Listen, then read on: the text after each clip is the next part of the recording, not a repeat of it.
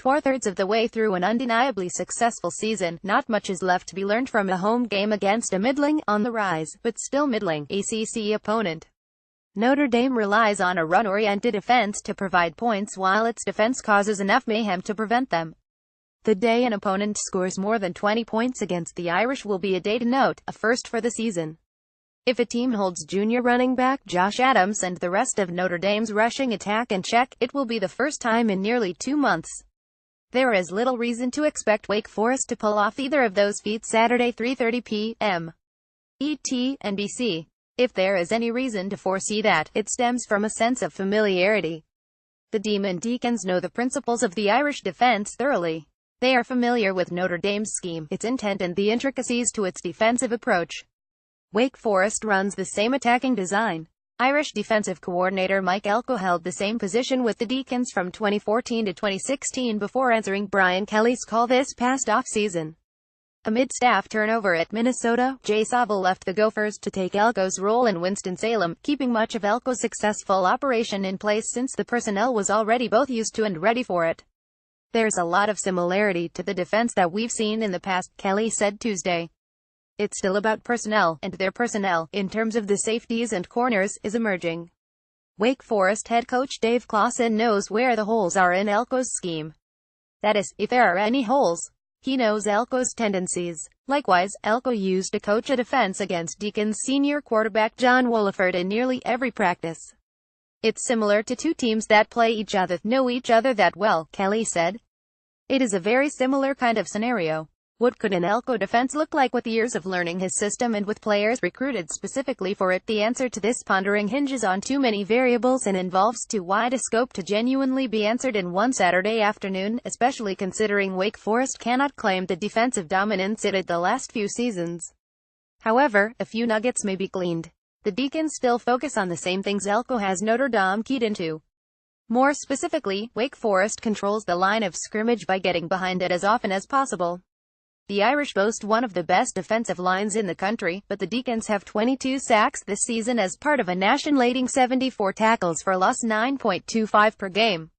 If Wake Forest brings down Adams in the backfield, it will be a surprise because that has happened to the Heisman candidate so rarely this season. It could also be considered a positive sign for Notre Dame's future under Elko. That penetrating attack is led by senior defensive end Duke Ejiofor. Including 6.5 sacks, he has 14 tackles for loss this year, along with 5 more quarterback carries. Ejiofor's first season of action corresponded with Elko's first season with the Deacons. The young pass rusher notched 2 sacks and 12 tackles in 10 games. In Elko's final season with Wake Forest, Ejiofor brought down the opposing quarterback 10.5 times and made 50 tackles in 13 games. Some of that progression was assuredly natural growth. Some of it likely tied to Elko, as well. Perhaps this is reaching for a comparison. But Ejiofor arrived in college holding 216 pounds on his 6'3" frame. As a fifth-year senior, he is now listed at 275 pounds and 6'4". Irish sophomore defensive end Dalen Hayes-Wright diving has already emerged as a needed contributor this season, but much more promise could still be in his future. Photo by Joe Robbins. Getty Images. Elko's first season at Notre Dame corresponds with the first season of notable action for Irish sophomore defensive ends Dalen Hayes, Khalid Kareem and Julian Okwara. None of them were as slight as Ejiofor coming out of high, but all could, even should, benefit from Elko's coaching as Ejiofor did. At 220 pounds, Okwara was most similar to Ejiofor, though boasting more length. If Ejiofor finds his way to sacking Notre Dame junior quarterback Brandon Wimbush, do not bemoan the moment too much.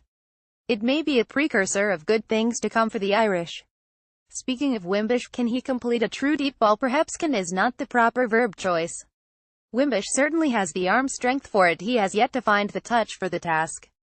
Presuming this weekend is the blowout many expect, Kelly and offensive coordinator Chip Long have thus far this season chosen to use such a situation for a drive or two of passing reps for the first-year starter.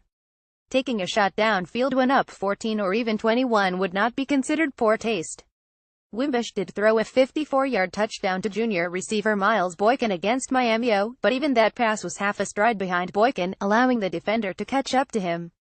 If the line of scrimmage had been 3 yards further back, Boykin would have been down a yard short of the end zone even though he had more than a stride's advantage on his defender.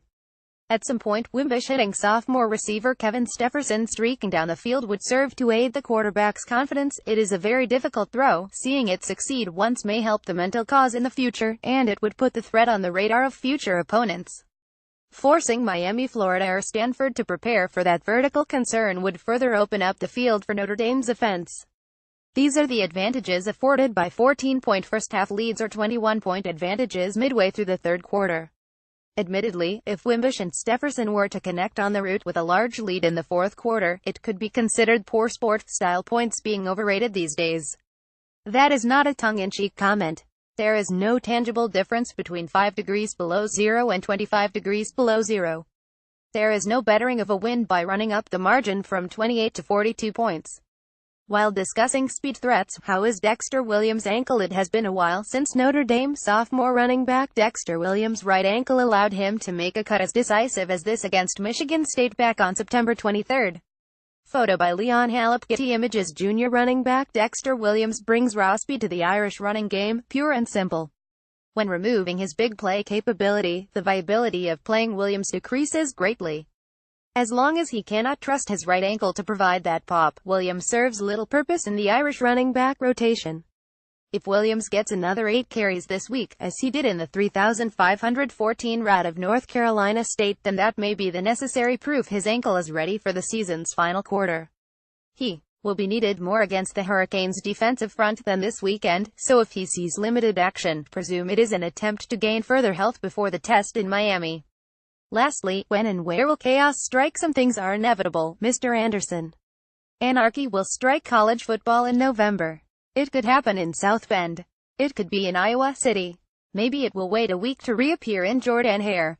As a rule of thumb, if wanting Notre Dame to make the college football playoff, cheer for all Irish opponents and cheer against every higher-ranked Big 12 team. With that in mind, upsets in the following 5 games may not necessarily count as anarchy, but they would serve to help Notre Dame's cause, nonetheless. Related reading: Notre Dame's best case and worst case CFP scenarios. Number 7 Penn State at number 24 Michigan State 12 p.m. ET, Fox. Number 4 Clemson at number 20 North Carolina State 3:30 p.m. ET, ABC. Number 5 Oklahoma at number 11 Oklahoma State 4 p.m. ET, FS1. Cheering for the higher-ranked Big 12 team, Oklahoma, would not be an upset by the book, only by the ranking. Oklahoma State is favored by a field goal. Number 13 Virginia Tech at number 10 Miami, 8 p.m. ET, ABC. Unlike the game above, cheering for the Irish foe, Miami, would be cheering for an upset by the book, not by the ranking. Despite taking a lower rating on the road, Virginia Tech is a 2.5-point favorite. Number 19 LSU at number 2 Alabama, 8 p.m. ET, CBS.